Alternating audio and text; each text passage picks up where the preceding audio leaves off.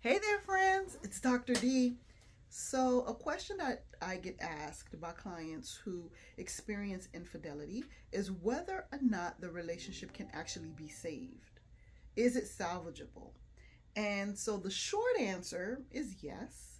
But this video is going to be a little bit longer than what I usually do because the longer answer is a little bit more involved than that. So, there are a few questions that come into consideration with this question. The first one is, how much patience do you have? The second one is, what's your level of commitment? And the third one is how much time do you have?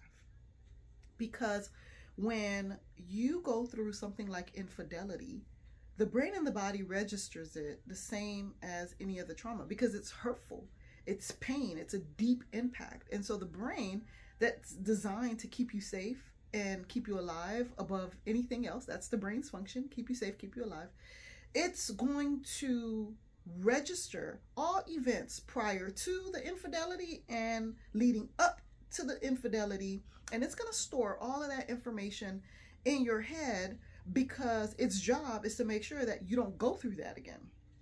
And so if your desire, which is necessary, you have to want to have reconciliation. Some people don't want to. We're just waiting for an opportunity to exit out. But if you really want to reconcile, if you want to fix it, then there has to be a level of commitment to do that. So, patience. Patience is important on the side of both the offender and the offendee. For the offender, you got to understand that there is a physiological response to what has happened. And the brain is telling this person that, listen, we can't go through that. That was hurtful, and you need to keep an eye out and make sure that we don't go through this again. So what does that actually look like in practice? That might look like going through your phone. That look like asking you a million questions. That looks like maybe accusing you of things. That looks like maybe following you to places even. Are all those behaviors okay? Well, no, but they are trauma responses. They are traumatic-based behaviors, okay? And so it is important that the offended has an opportunity to address what has happened, address the trauma so that they can work through it, so that they can actually put themselves in a position to rebuild the relationship. That requires patience on both sides, but particularly the side of the offender, right? It's not going to happen overnight. It just takes time. The reason why is because in order for the brain to get a counter message, so the message at this time towards the offender is, you're not safe. This is not an okay situation. I'm not safe. Okay, you are not creating an environment that I can let my guard down. I have to protect myself, right? I have to be vigilant. That's the message that the brain is sending to the body of the person who's been offended. So the offender has to understand that. Now, in order for that person to move forward, the brain has to get a different message. So what's the different message? The different message has to come through the offender's changed behavior consistently over a period of time. Well, Dr. D, how much time? As long as it takes, which brings into the question, how much time you have.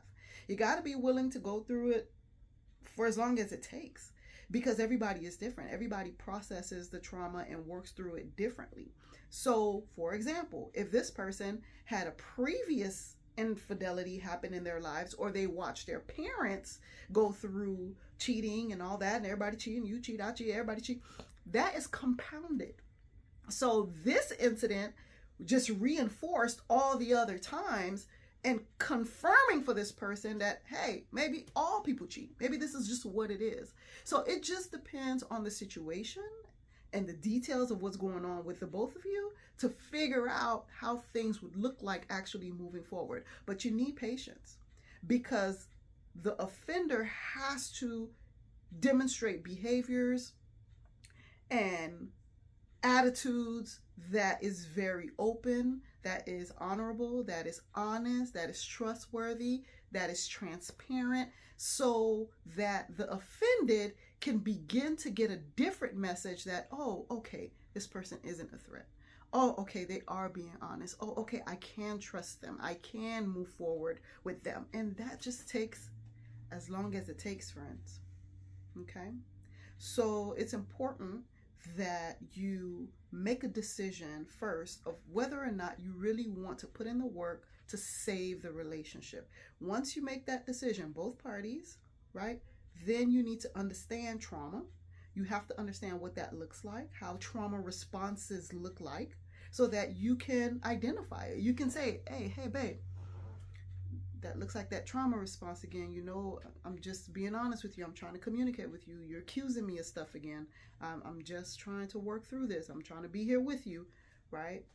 So that's important that you understand what the trauma looks like, and then you understand what it's going to take to give the brain a different message so that the brain can tell the body and all parts of the body to relax. We good.